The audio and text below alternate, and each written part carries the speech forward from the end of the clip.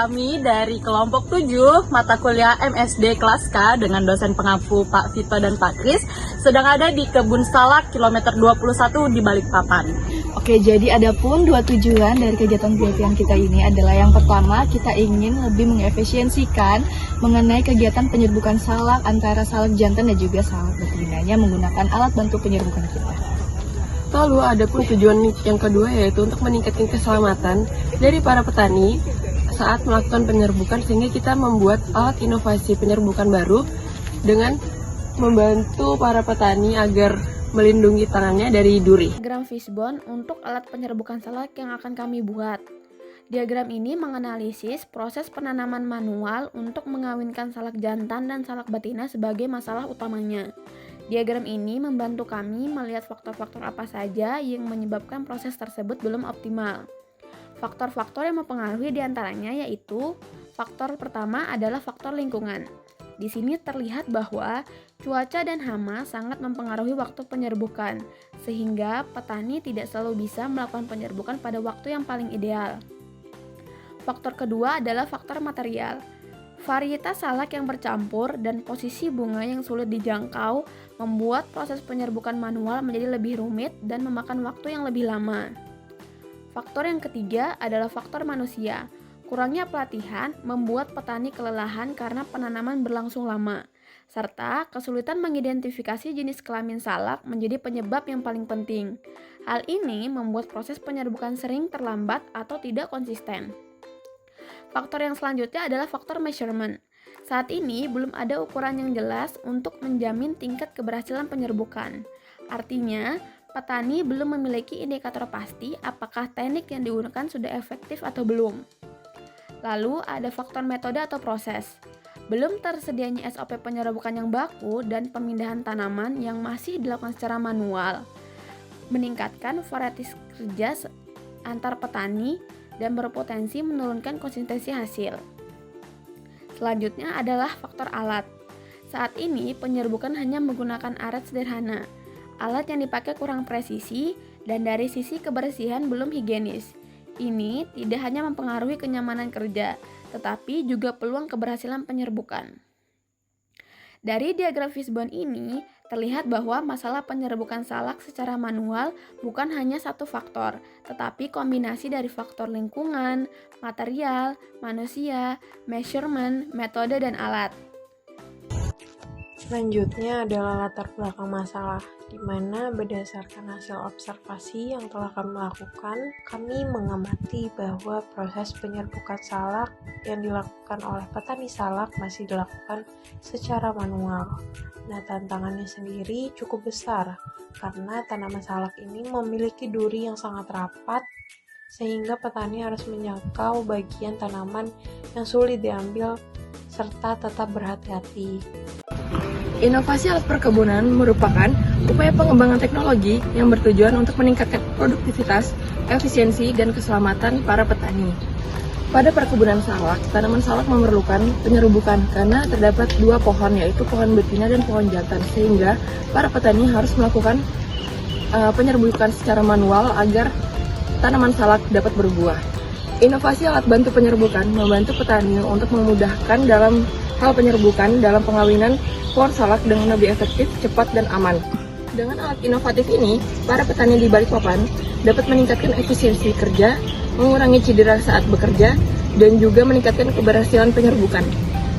Dalam video ini, kita diperlihatkan contoh pohon betina yang sudah dikawinkan dengan bunga jantan pada pohon salak.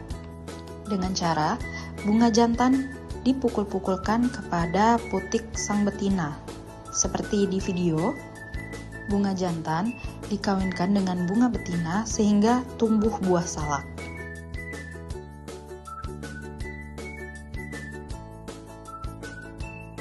Namun, pada proses perkawinan manual, para petani mengalami kesulitan, yaitu saat menaburkan bunga pejantan dengan putik betina, tangan petani selalu tercucuk oleh duri salak.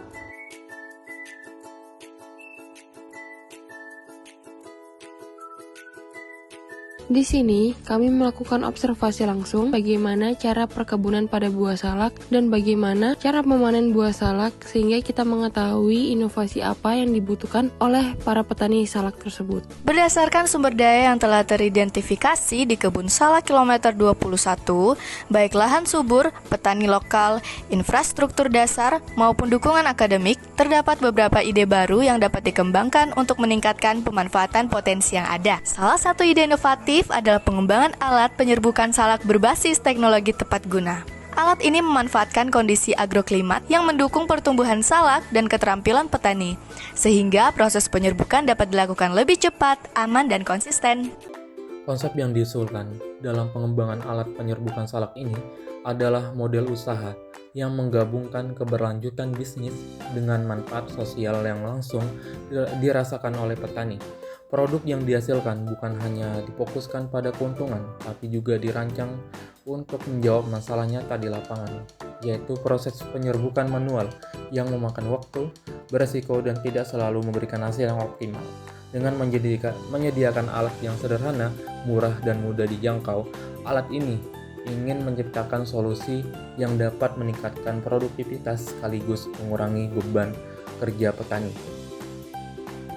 Secara keseluruhan, mekanisme penciptaan nilai sosial dalam KWT salak ini tercapai melalui integrasi antara pemanfaatan sumber daya lokal, pemberdayaan perempuan, peningkatan kapasitas ekonomi masyarakat, dan penerapan praktik lingkungan berkelanjutan. Hal ini menunjukkan bahwa model KWT mampu menciptakan dampak positif yang menyeluruh dan berkelanjutan bagi komunitas di Balikpapan Utara kilometer 21. Adapun indikator dampak sosial dari inovasi ini yaitu dapat dilihat dari peningkatan keselamatan dan kenyamanan kerja petani.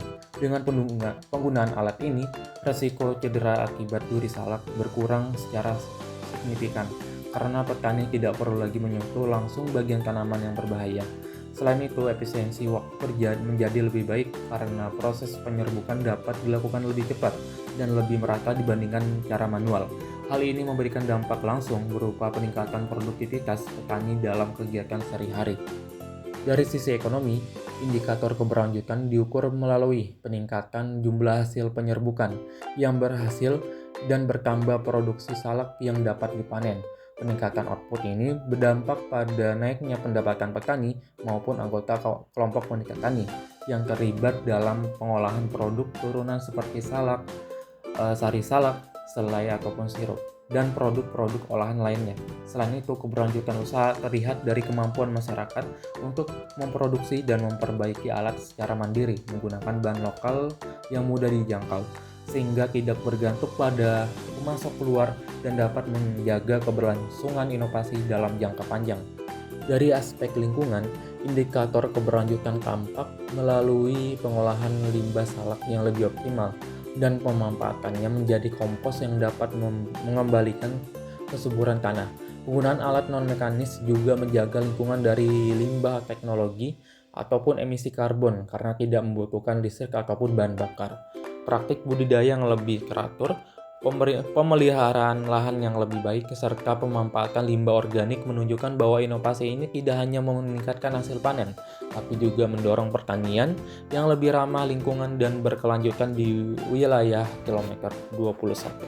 Berikut penampilan dari pohon buah salak jantan.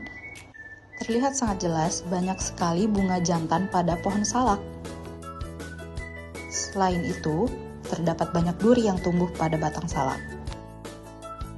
Pada video ini adalah pohon betina salak yang tumbuh buah namun tidak selebat pohon yang lain karena buah ini murni tumbuh karena bulir bunga jantan terhembus angin ke putik betina sehingga menghasilkan buah namun tidak selebat ketika para petani mengawinkannya secara manual.